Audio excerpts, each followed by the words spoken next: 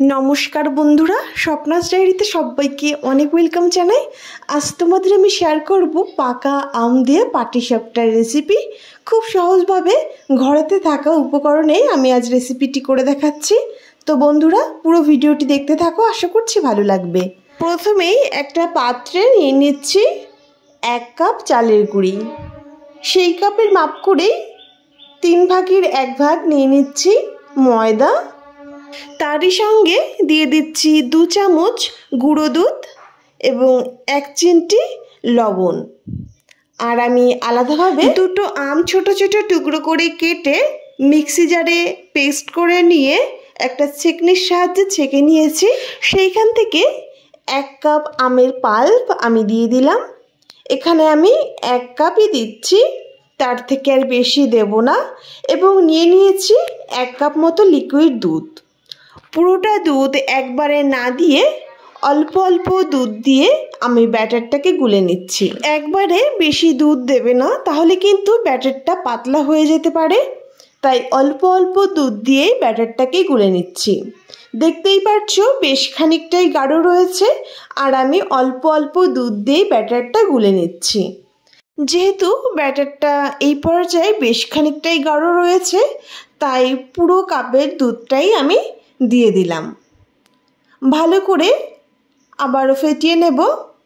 এখানে আমাদের ওই 1 কাপ দুধই লেগেছে, আর ব্যাটারের ঘনত্বটা ঠিক এই রকম আছে। ভালো করে মিশিয়ে নেওয়ার পর অ্যাড করে দিলাম স্বাদ মতো চিনি। এখানে আমি 1/2 কাপের একটু কম দিয়েছি, যে যার স্বাদ অনুযায়ী চিনিটা অ্যাড করবে। ভালো করে ফেটিয়ে নেওয়ার পর ঘনত্বটা দেখাচ্ছি একটা হাতা দিয়ে তুলে, ঠিক এই রকম হয়েছে। একটা ঢাকনি দিয়ে ঢেকে দিচ্ছি 10 মিনিটের জন্য। অন্যদিকে আমি ভিতরের পুরটা তৈরি করব।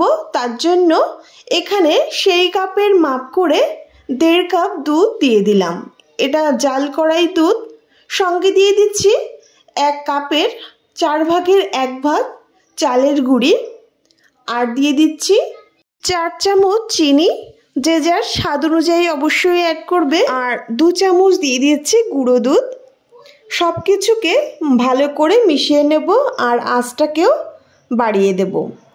দেখতে দেখতেই নাড়াচাড়া করলে দেখতে পারবে বেশ খানিকটা গাঢ় হয়ে আসবে।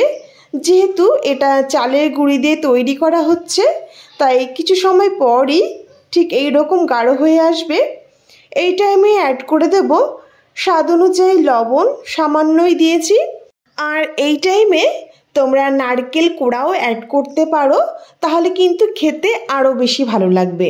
তখন আমার হাতের কাছে ছিল না, তাই দিইনি। কিছু সময় ধরে নাড়াচাড়া করে ঠিক এই রকম শুকিয়ে নিয়েছি।